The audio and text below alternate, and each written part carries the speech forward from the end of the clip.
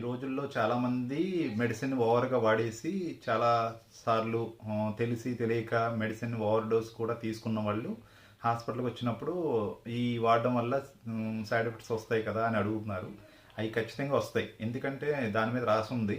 కంప్లీట్‌గా ఎవరైతే ఓవర్‌గా మన ప్రిస్క్రిప్షన్ సజెషన్ లేకుండా డాక్టర్ సలహా లేకుండా ఎవరైతే ఎక్కువ కాలం వాడినోళ్ళు ఉంటారో వాటి సైడ్ ఎఫెక్ట్స్ అన్నది లోపల ఉన్నా గానీ కొంతకాలం అయ్యేసరికి అవి ఆటోమేటిక్గా దాని పవర్ అన్నది తగ్గుతూ ఉంటుంది.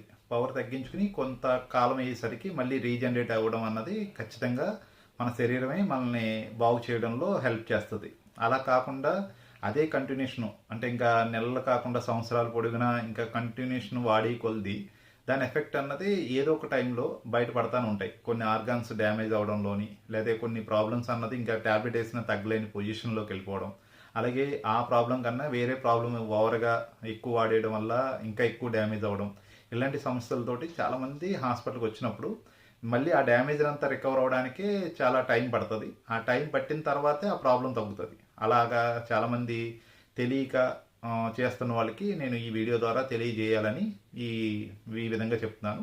ఇది విన్న తర్వాత ఎవరన్నా సరే అలా ఓవర్గా వాడినప్పుడు ఒకసారి మీరు ఆలోచించుకుని మీరు డాక్టర్ సలహాతోటే ఏదన్నా మెడిసిన్ వాడటానికి ట్రై చేయండి. లేని పక్షంలో వెంటనే ఆఫ్ చేసి ఒకసారి డాక్టర్ని సంప్రదించండి. Thank you so much.